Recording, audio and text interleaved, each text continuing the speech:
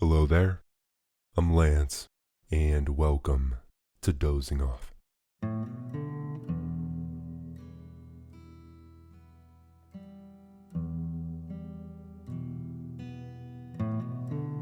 Dozing Off is a podcast where I'm gonna read you to sleep. I'll narrate short stories and classic literature in this deep and relaxing tone to allow you to put your overactive mind at ease and doze off.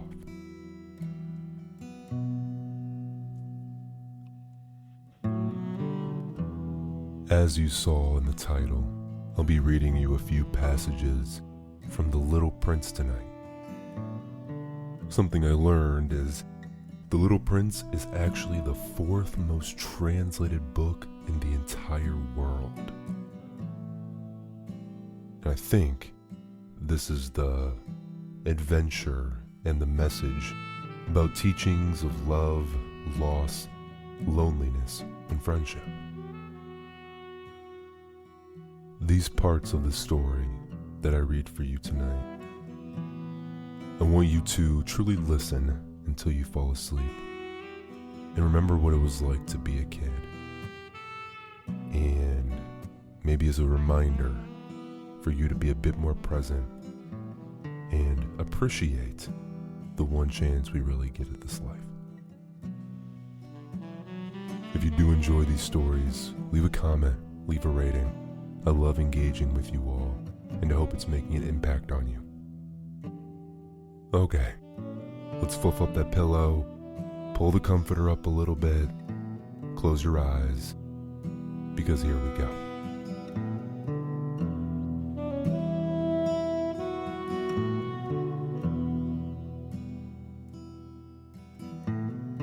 The Little Prince, Chapter 4.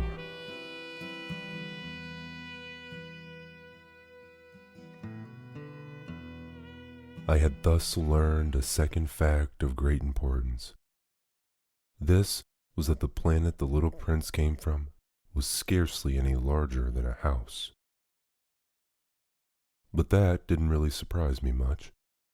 I knew very well that in addition to great planets, such as the Earth, Jupiter, Mars, Venus, to which we have given names, there are also hundreds of others, some of which are so small that one has a hard time seeing them through the telescope. When an astronomer discovers one of these, he doesn't give it a name, but only a number. He might call it, for example, Asteroid 325.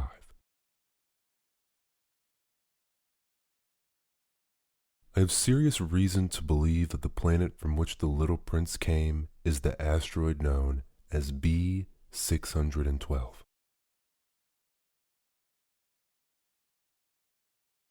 This asteroid had only once been seen through the telescope. That was by a Turkish astronomer in 1909.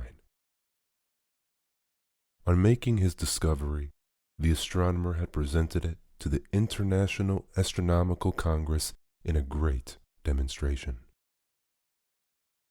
But he was in Turkish costume, and so nobody would believe what he said.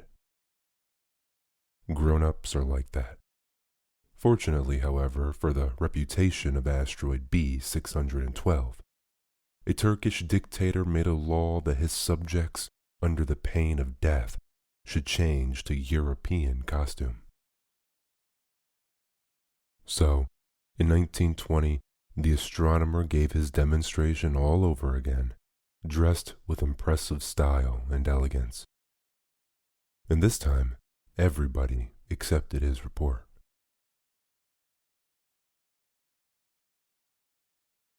If I've told you these details about the asteroid and made a note of its number for you, it's on account of the grown-ups and their ways.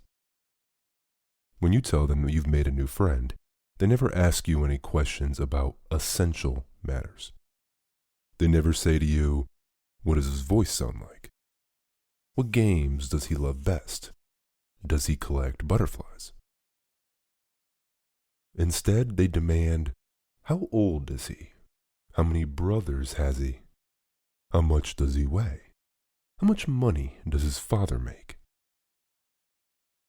Only from these figures do they think they have learned anything from him. If you were to say to the grown-ups, I saw a beautiful house made of rosy brick with uraniums in the windows and doves over the roof, they would not be able to get any idea of that house at all. You'd have to say to them, I saw a house that cost $20,000. Then they would exclaim, oh, what a pretty house that is. Just so, you might say to them, the proof that the little prince existed is that he was charming, that he laughed, and that he was looking for a sheep. If anybody wants a sheep, that is a proof that he exists. And what good would it do to tell them that? They would shrug their shoulders and treat you like a child. But if you said to them, the planet he came from is asteroid B612, then they would be convinced and leave you in peace from their questions.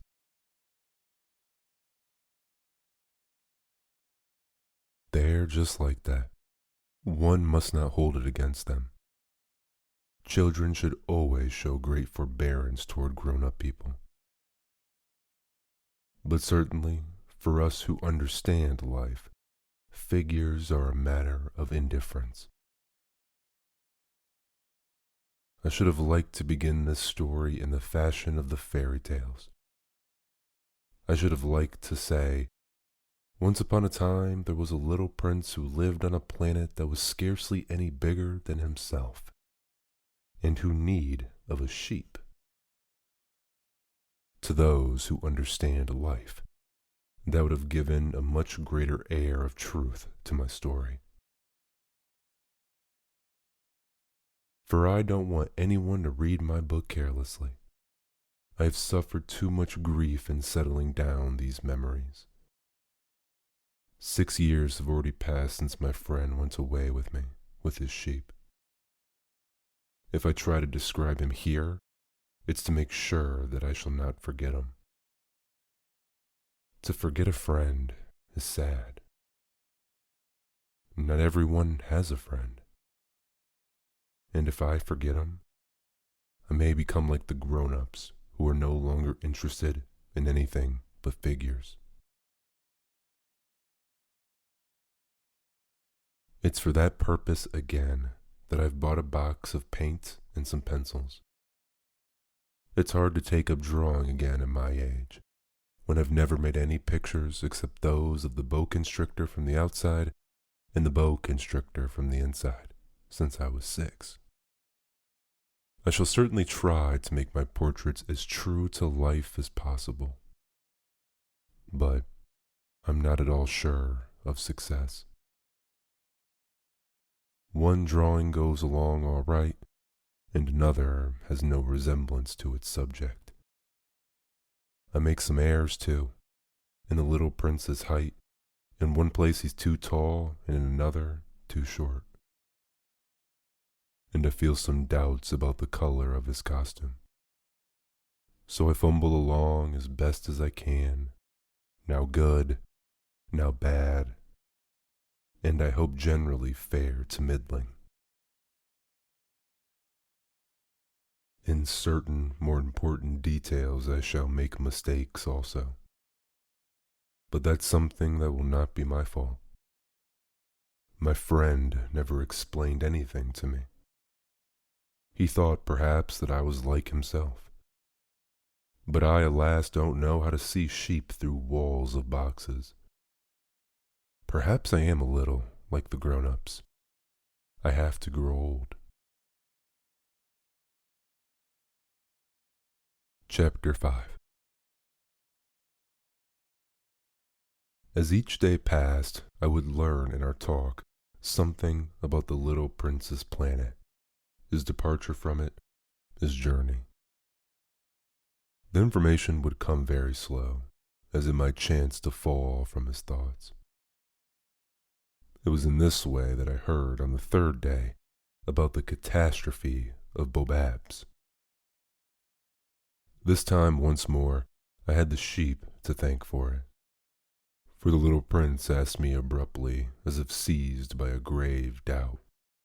It's true, isn't it, that sheep eat little bushes? Yes, it's true. Ah, I'm glad. I didn't understand why it was so important that sheep should eat little bushes, but the little prince added, then it follows that they also eat baobabs? I pointed out to the little prince that baobabs were not little bushes, but on the contrary, trees as big as castles, and that even if he took a whole herd of elephants away with him, the herd would not eat up one single baobab. The idea of the herd of elephants made the little prince laugh. We would have to put them one on top of each other, he said. But he did make a wise comment. Before they grow so big, the baobabs start out by being little. That is strictly correct, I said. But why do you want the sheep to eat little baobabs? He answered me at once. Oh, come, as if he were speaking of something that was self-evident, and I was obliged to make a great mental effort to solve this problem without any assistance. Indeed, as I learned, there were on the planet where the little prince had lived, as on all planets, good plants and bad plants. In consequence, there were good seeds from good plants and bad seeds from bad plants. But seeds are invisible. They sleep deep in the heart of the earth's darkness until someone among them is seized with the desire to waken. Then this little seed will stretch itself and begin, timidly at first, to push a charming little sprig inoffensively upward toward the sun. If it's only a sprout of radish or the sprig of a rose bush, one would let it grow wherever it might wish. But when it's a bad plant, one must destroy it as soon as possible, the very first instant that one recognizes it.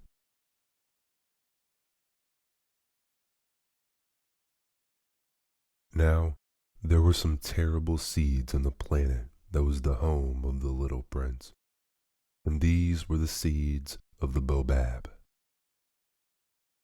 The soil of that planet was infested with them.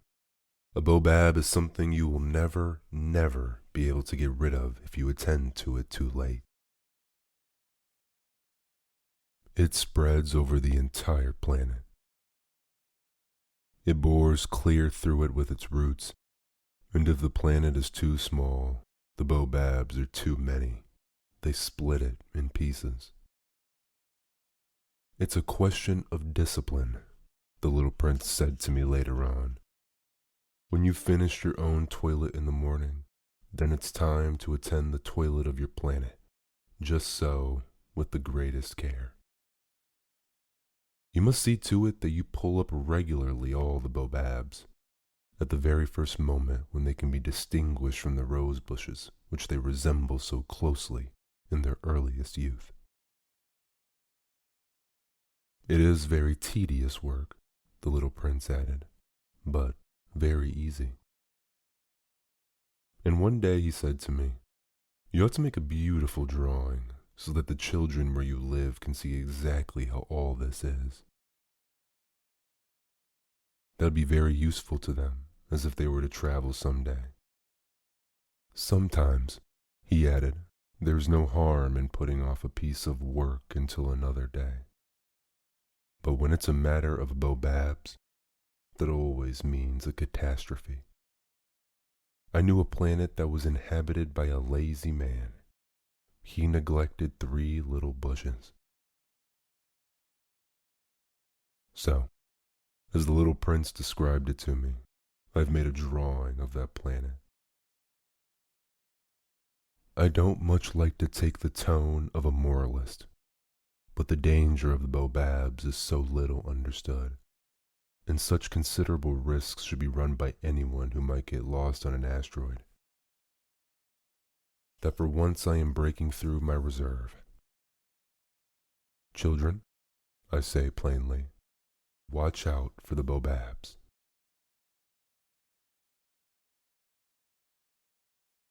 My friends, like myself, have been skirting this danger for a long time without ever even knowing it. And so it's for them that I've worked so hard over this drawing. The lesson which I pass on by this means is worth all the trouble it has cost me.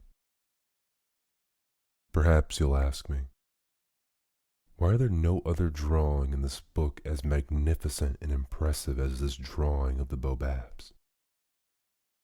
The reply is simple. I've tried. But with the others, I've not been successful.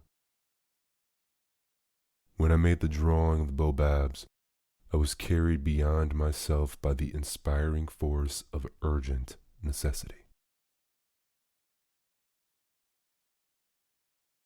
Chapter 6. Oh, little prince, bit by bit I came to understand the secrets of your sad little life. For a long time you had found your only entertainment in the quiet pleasure of looking at the sunset. I learned that new detail on the morning of the 4th day when you said to me, "I'm very fond of sunsets. Come, let us go look at a sunset now." "But we must wait," I said. "Wait? For what?" "For the sunset. We must wait until it's time." At first you seemed to be very much surprised, and then you laughed to yourself. You said to me, "I'm always thinking that I'm at home."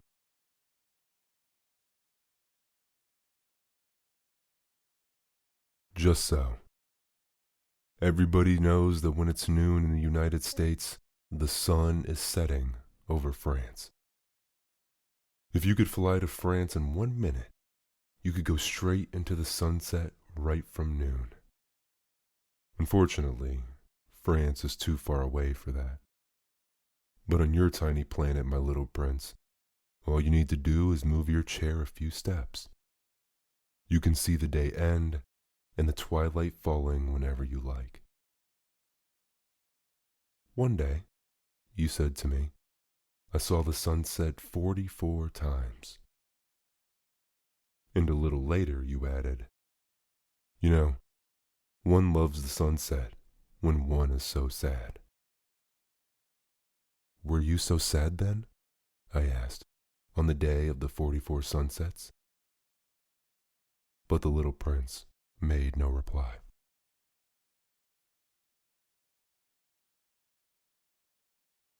Chapter 7. On the 5th day, again as always, it was thanks to the sheep. The secret of the little prince's life was revealed to me.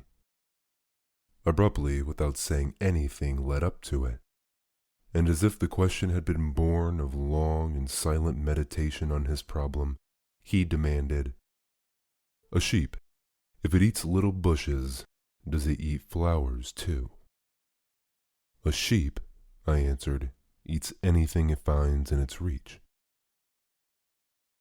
"Even flowers that have thorns?" "Yes, even flowers that have thorns." "Then the thorns, what use are they?" I didn't know. At that moment I was very busy trying to unscrew a bolt that had gotten stuck in my engine. I was very much worried, for it was becoming clear to me that the breakdown of my plane was extremely serious.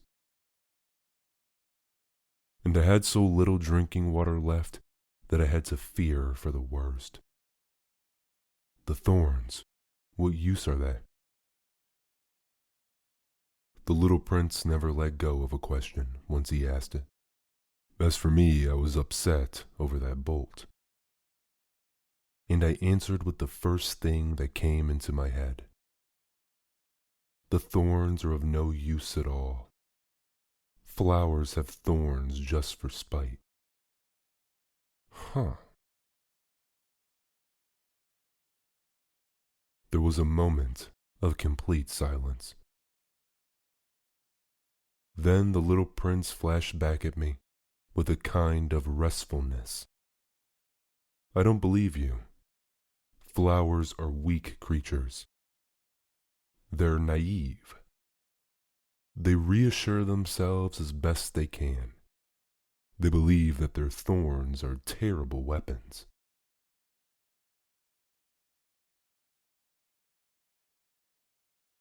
I didn't answer.